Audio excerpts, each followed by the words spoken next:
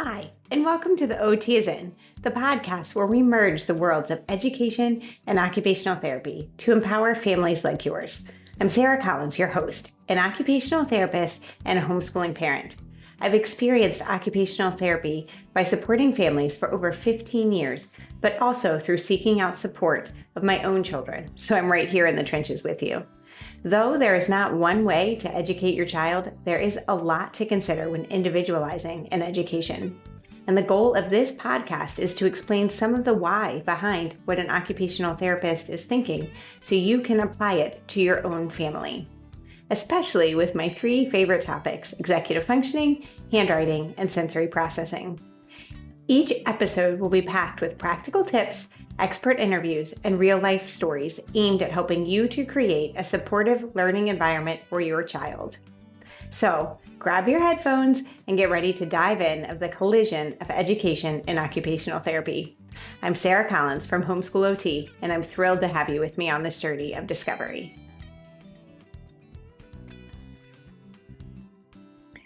Hey, and welcome back to another episode of The OT is In. Today, we're thrilled to have Nicole Santiago join us. Nicole is a seasoned IEP coach and special education advocate. She brings a wealth of experience from her background as a dual language teacher and a dedicated homeschooling mom. So with a focus on neurodivergent families, particularly those navigating ADHD and autism, Nicole is here to share valuable insights into creating more inclusive and supporting educational environments. In this episode, we'll explore Nicole's approach to collaborative problem solving, her emphasis on intrinsic motivation, and how she successfully integrates these strategies into both her professional work and her personal life. We will answer the all-time highest question that you guys have for me of how do I help to motivate my child when what I'm asking isn't necessarily fun. Nicole also shares her story of adult diagnosis of ADHD. Now, since I know many adults learning about themselves after researching neurodiversity for their children, this is a really important topic. Her expertise sheds light on actionable ways parents and educators can foster a culture of kindness, curiosity, and collaborative problem solving.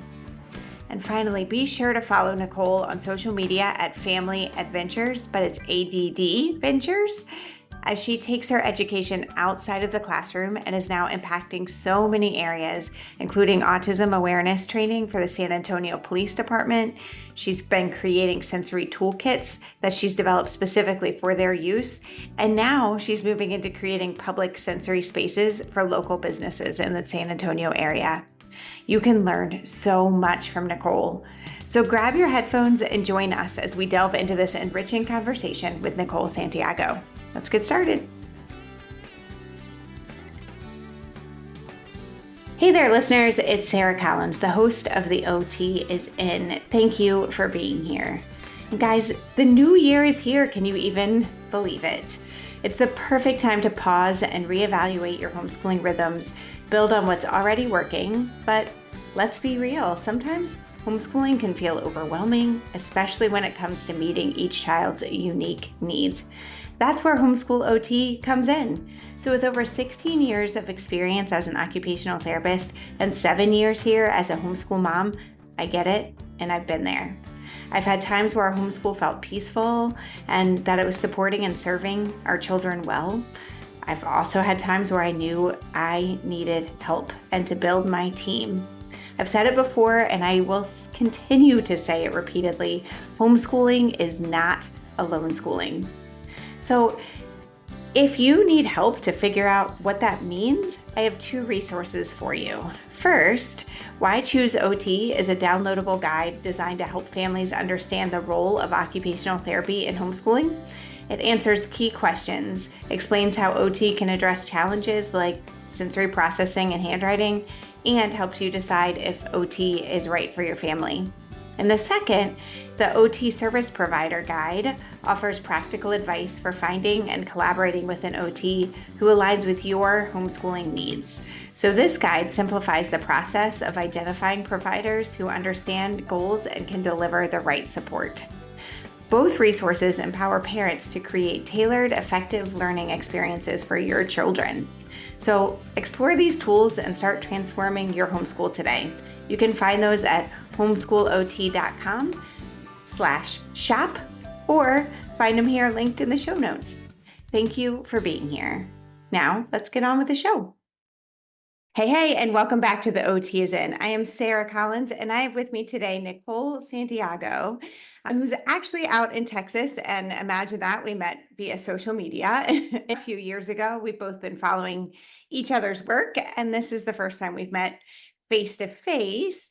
But Nicole, can you actually go ahead and introduce yourself a little bit more about what you do now and your story to get there? Yeah, sure. So, hi, everyone. Sarah, thank you so much for having me. Absolutely. Yeah, this is a wonderful opportunity, a pleasure. So, I call myself an IEP coach. Special education advocate is another term that kind of gets thrown around. So, we actually help families navigate the school system and the process of special education. And how I came to that is really interesting. So, I was a dual language teacher, right? So, I taught Spanish for a long time in the middle and high school. Way back in the early 2000s, right? I was finishing my graduate degree. And what happened was I was teaching and I loved it, but I realized that I wasn't able to serve students the way I really wanted to, especially the way students are unfortunately still sometimes tracked to not take language when they have reading disabilities, when they have other different learning disabilities that impact what they're able to do. And so I was like, I can't do this. And so I kept bringing kids in. I would go to these IEP meetings and fight to get kids in my class. I wanted them with dyslexia. Spanish is a more transparent language. So actually it can be easier depending on the student and their needs. And I just was fighting for kids to be in my class. And then my son was diagnosed with ADHD, which actually was probably the biggest catalyst for making a change. I realized that the way school works isn't really conducive to students with brain differences like ADHD, autism. And I was like, we've got to do something. I couldn't make the impact I wanted to make inside the classroom. So I actually also, I love that you're a homeschool OT because I homeschooled my son for a few years before COVID. So it wasn't COVID schooling. It was an active choice to homeschool him because school was a hard fit. And so that's the journey. He's back actually in public school now. And I think any homeschool family will know it can be a revolving door depending on your Yeah. needs for your family, your child's needs, whatever's going on in your life. But homeschool can really be a saving grace. And there's some great benefits for it. And there's also really some great benefits for public education too. And that's for me because I have students that have high needs. And sometimes they do need some of those services they can't get at home. So I can't wait to have this conversation about how that looks for families. And it really has been a great journey for me. I love serving the families that I serve now. I mostly serve neurodivergent families, so autism, ADHD, and other differences as well. I love that you said it can be a revolving door.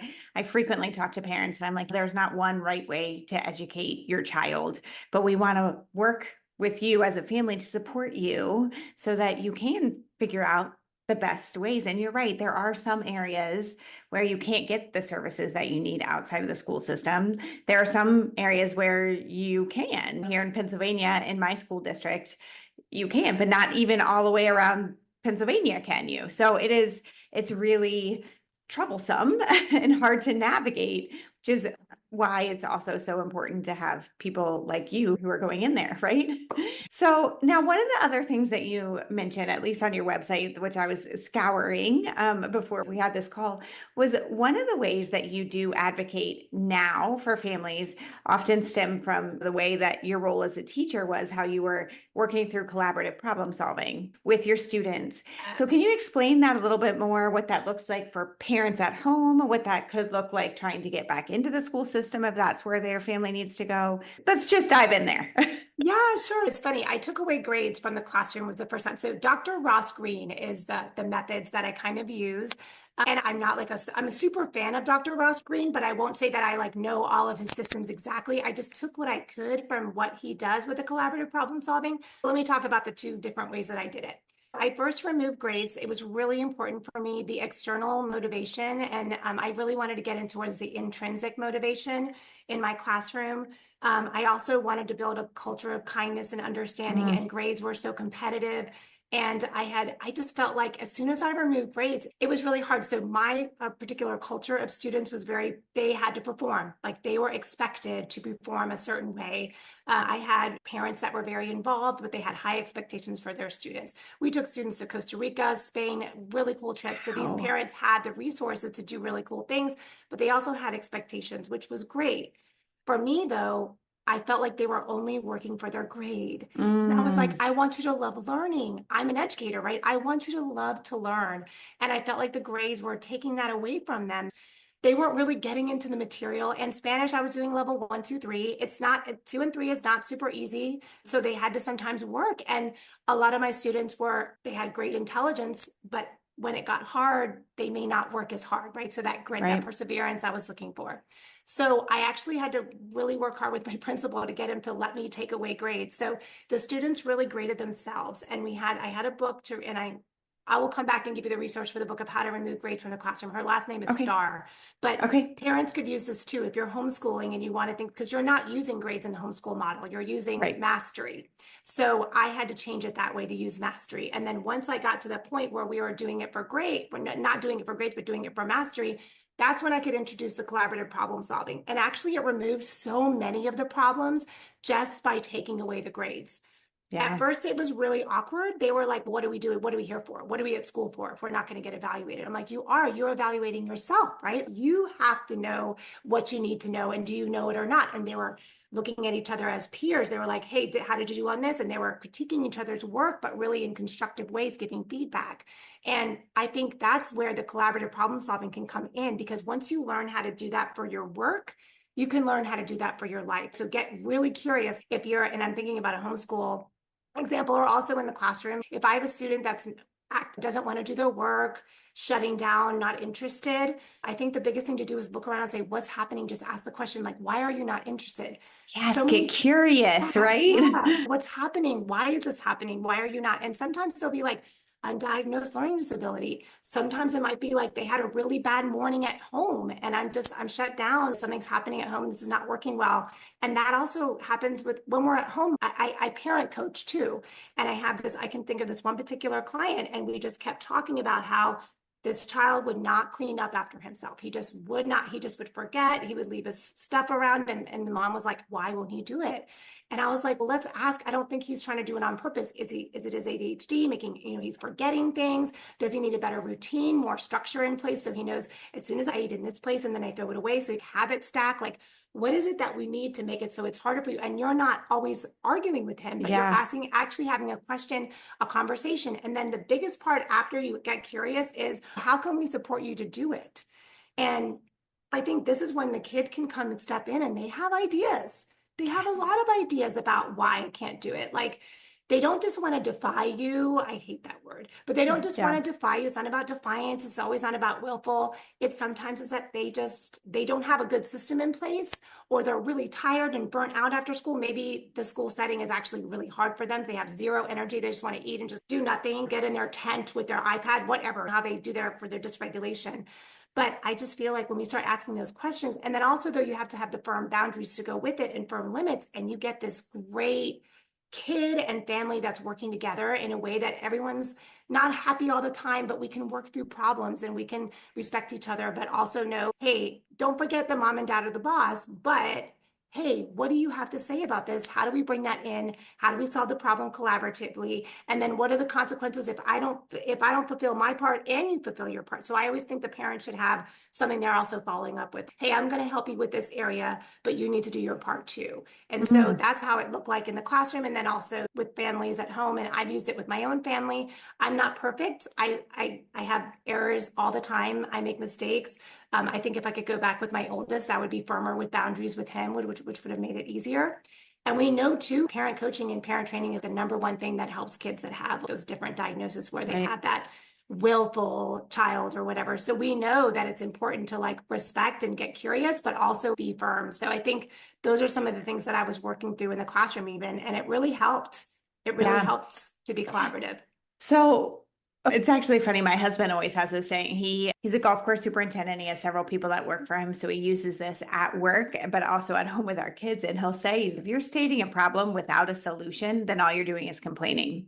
And that's not helpful. Instead, even if you come to me and your solution is, I just need you to listen for a little bit, fine. That's okay. That's what your solution is in that time. Or it can be that, all right, I'm not getting my clothes picked up or whatever. I'm having a hard time with that. But when this is something that we've talked about, because sometimes my kids will be like, I don't know the solution.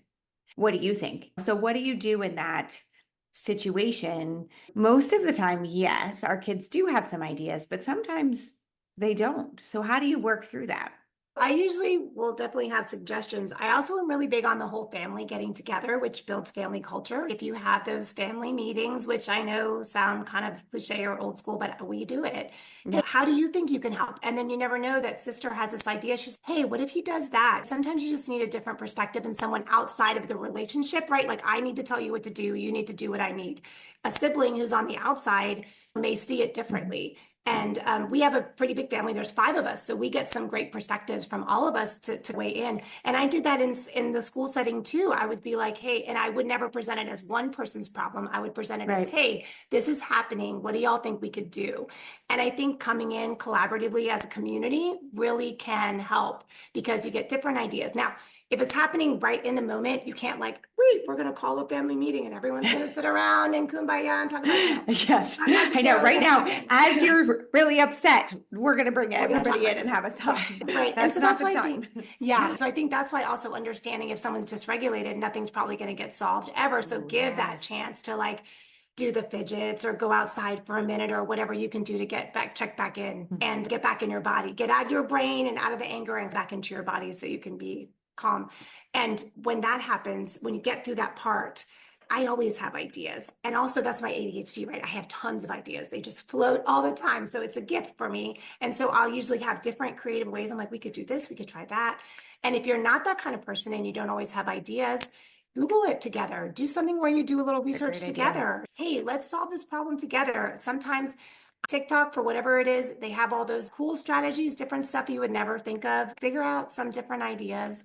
Also, for me, I'm thinking about the dishwasher right now because that's like everybody's least favorite chore. And they always make that joke. Everybody has a different brain. You can tell by how they load the dishwasher, Not true. right? Yes. And it's true, but that can work for like everything. People have different ideas and it's not necessarily right or wrong as long as they're getting it done. I think Mhm. also our expectation of having something done versus done your way is also going to make a big difference in the Mm. collaboration.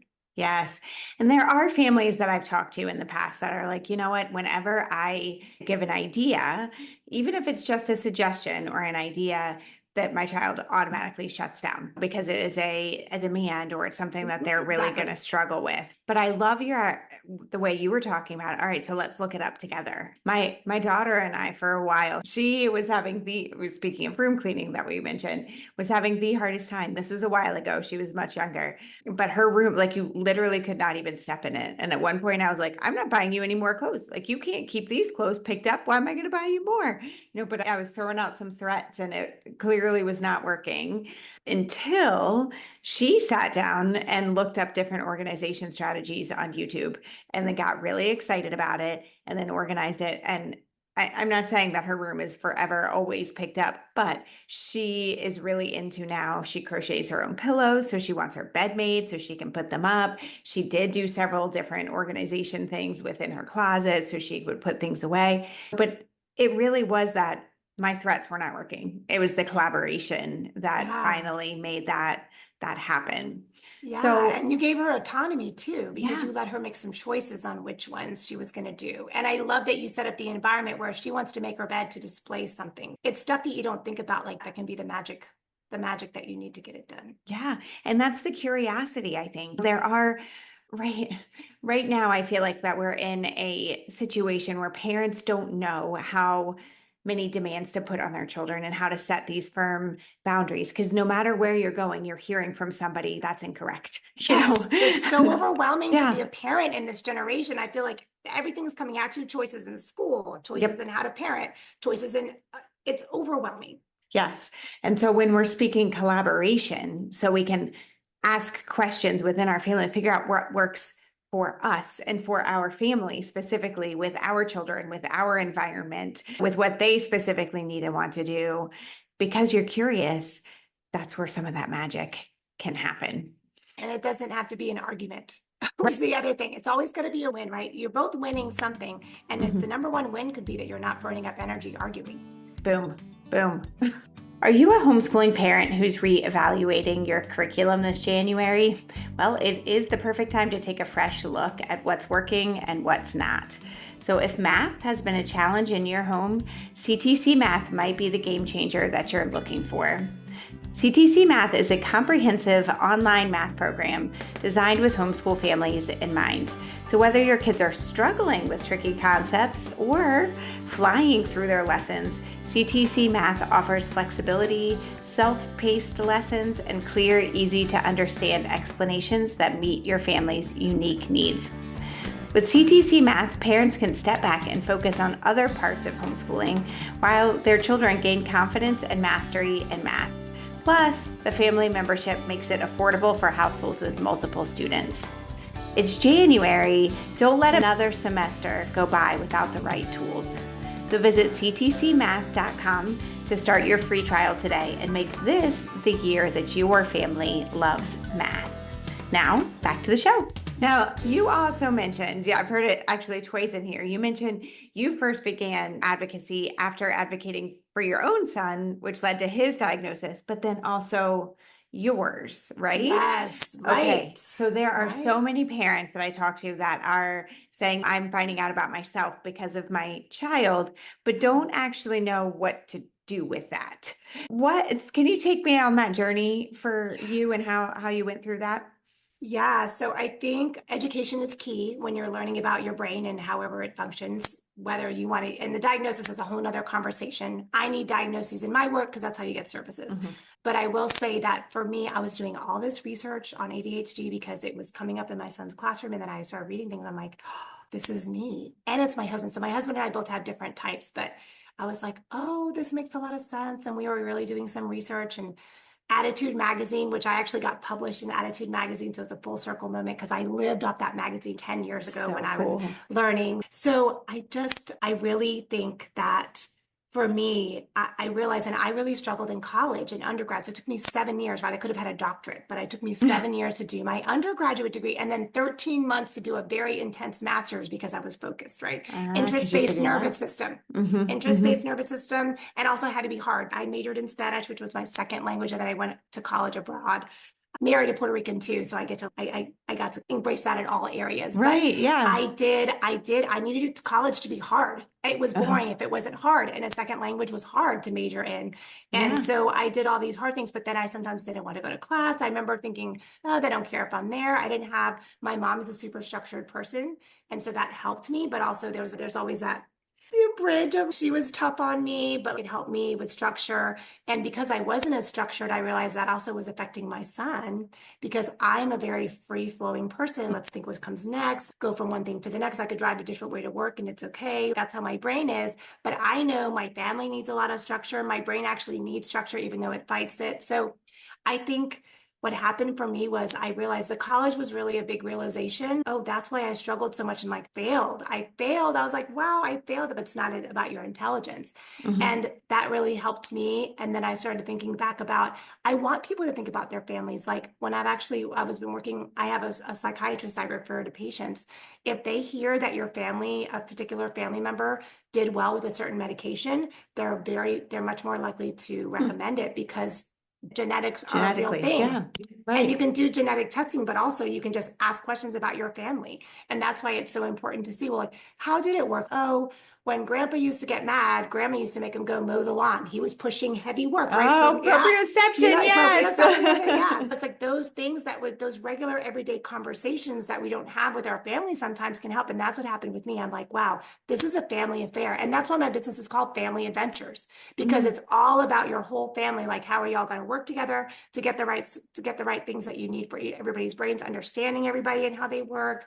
It really is a family affair. So that's what happened. 36 years old. And I was like, oh, that's why things were sometimes hard. And It was hard. I cried. There's grief. Yeah. There's grief sometimes with the diagnosis also for your children because you're like, oh, what's wrong with me? This is so weird. And then you think about it, you're like, actually, wait. Now that I think about it, I think my parents did it this way or that way, and they learned to adapt and they had their compensatory kind of strategies. Strategy. Yeah. So it's interesting. It's been an interesting journey. So once you had your diagnosis, did you at that point you were able to come up with some of those compensatory strategies and figure out ways that you were going to change? Or was it just a realization and you were like, all right, cool. Now I have a reason. Yeah, I think for me, I needed the reason because I wasn't doing as well as I wanted to be doing. I think just professionally in my family, I was like, why are certain things hard for me? And it helped me to give me that reason for why things were harder. As I've grown too, and I think my prefrontal cortex, like I'll tell you exactly how old I am, but well into my 40s, and I feel like I can do more now than I ever could. And I think really it's that slow, you got that delayed maturity that Mhm. affects, like they always say, it matures till you're 25, not for ADHD. I think it's 35. And so I think you do need to help and realize you might need more of those outside supports to get you to where you need to be. You can't just make your brain do it. You have to set yourself up for success. I'm really big on Trello. My husband uses Trello Me in the tech too. world. Trello saves my life. I have all these clients and I move them along. I move the little cards along to Same. know which part they're Yes. on. They're in this part, they're in the evaluation part. Now they're in this part. I need that because I can't keep track of everything in my mind. I need Mhm. to see it. And so just things like that, like setting alarms, like all the, and it's going to sound like boring alarms, but when you do it where you have mindset shifts because you understand what your issues are and you have the tools, that's when the magic happens and you really can improve and get Mhm. results. And So, I'm really interested in when you were talking about you could drive a different way to work and all that you can really and you can come up with all these ways to problem solve. You really have a strength in the flexibility of thought, which is also in your prefrontal cortex. And I love that we're acknowledging that because so many times people with ADHD, with ADD are saying my prefrontal cortex doesn't work or it's all executive functioning and I have no executive functioning skills. And most of the time I'm like, that's not always true. You very well may have some strengths and yes, some weaker areas, but what you just have shown is wow, that is a huge strength of yours. yeah, and I think it's funny. So when I'm doing like my kind of education, my executive function stuff with clients, I use the SECA. It's the Social Emotional Competency Assessment. It's approved by Dallas schools. A bunch of school districts Mhm. have taken it on because it shows you those weaknesses and then also those strengths. And when Strengths, I'm yes. going to work with a kid with their brain, I'm thinking to myself, if your strength is flexible thinking and how can I use your strength to Yep, help you let's with this? build on it. And Absolutely. every single ARD meeting, and they're called ARD meetings in Texas, every single IEP meeting I go to where we're trying to figure out what will work for a kid, I make sure front and center we have a vision that is strength based, a strength Yes. based finished vision for the child. And this is what we're working towards. And that's what I think as humans, we want to work towards that. What are our Yes. strengths and how do we, because if you have a job you hate, probably you're not working in your strengths. So it's that is going to come up over and over. So learning how to figure out this, and that's why self-awareness is so important. And I think working with someone like an OT and figuring out your sensory needs and understanding why you have these different why things affect you the way they do, you can be more prepared and then you're more regulated and can work on the things that actually you're so great at. Yes. Oh, Yeah. I love that. Most of the time when people come to find occupational therapy, right, they're coming because they have seen a struggle within themselves or within their children for them to be able to do what they need and want to do. Here's Right. your occupation, it's how you occupy your time. Right. And a big piece of our job as an OT is yes, I want to know about those struggles because sure, we want to help you to be successful again in what you specifically need and want to do. But the majority of the time, that success depends on what are your strengths. So I love when you mentioned strengths-based approach. Can you define that a little bit more for parents who are like, I don't know how to do that when they're Sure. thinking in their homeschools? Sure, yeah. So I'll think about a project. I just thought of a project actually. So I remember they had to write a blog. I'll never forget this. And you could still do this if you're doing a language. So the child actually, I made a project where they actually have to write a blog about the country. They've already been there, but they have to apply it to their own neighborhood. So they have to get on Oh, their cool. bike and go all around to their favorite neighborhood places, but they're learning the vocabulary in their second language. So they're saying, I'm going to the plaza, I'm going to the tea shop, or whatever the place is in your own neighborhood. So it's close to them, but they literally have to get on their bike and take a picture at each stop. With all those areas, what is their strength? Does your child have a strength in photography? If they do, then make it a video, make it a blog. Maybe they're going to do a Yeah. vlog instead of a blog. If they have a strength where they're a really good writer and they want to do like a journalism thing, hey, yours is actually going to be a journalistic blog. You're going to be like presenting this to the news. And maybe your strength, my child is really visual strength. So they're going to draw themselves on the bike at every place because they love to use art and they are just visually a visual learner. So they're going to go ahead and draw all their pictures in their blog. Maybe someone's really techie. Totally online, nothing on paper. This is completely online.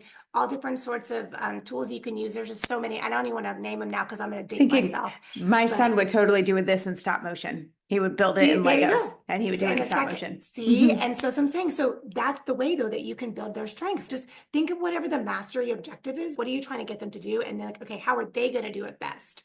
And then they're still going to show you they're mastering the content, but they're actually doing it their way. And you can do that with everything. It doesn't have to be. That's why I love homeschool because it's such an open, and sometimes it's overwhelming because it's so open, but it really can be great. So you can lean into your child's strengths and they can still use what they love to do what they maybe don't love. I love this. This has been so helpful. It's helpful to think about one, that we can educate anywhere, right? There is not one right way to do so. The collaboration and how we can talk to our kids to be curious, to come up with different ideas, and then to pull on their strengths as they're going. Nicole, thank you so much for being here. And where can people find you? You mentioned you were published in Attitude Magazine. Tell me a little bit more about how others can find you and read some of your work. Sure, yeah. Family Adventures, it's at Family Adventures, Family ADD, right? Family Adventures. That's my website, that's my Instagram. So I'm pretty active on Instagram. That's like my kind of app of choice. I'm not trying to age myself, but I'm not a TikTok person. I'm an Instagram person. Girl, I just joined TikTok last week. I have 9 followers. Whatever. It's all compound effect, right? Yeah, that's where you can find me. So the Attitude magazine, it was actually in the summer post. It's about the work we did with the San Antonio Police Department. So I pulled in an OT colleague of mine, and we're doing some training around autism for the SAPD. They're just having Amazing. more and more. We're needing to be aware of like what it looks like. We actually provide sensory toolkits for their cars. And so we wrote an article about the work we're doing there. You can also find my writing on my blog, familyadventures.com. I have a blog that I published for a long time, and that's what catapulted me into this sort of business. I was just blogging about being a mom and a teacher with ADHD, with a son with ADHD, and it's all blossomed into this as we keep building. Yeah, right. I love it. I love it. Thank you again so much for being here. I know that there are definitely parents and educators that are going to learn from you and really in their own stories, hopefully too. I think that's so important. Thank you, Sarah. Thanks for tuning in to today's episode of The OT is In. If you're ready to dive deeper into how occupational therapy can support your homeschool journey, don't forget to check out the free downloadable resources at homeschoolot.com. You'll find Why Choose OT, a helpful guide that breaks down how OT can make a difference for your child, and guide to different service providers, so you can find the support that fits your family's unique needs. So head over to homeschoolot.com to grab those resources and take the next step in empowering your homeschool experience. Until next time, keep growing, learning, and creating a homeschool that works for your family. I'll see you next week.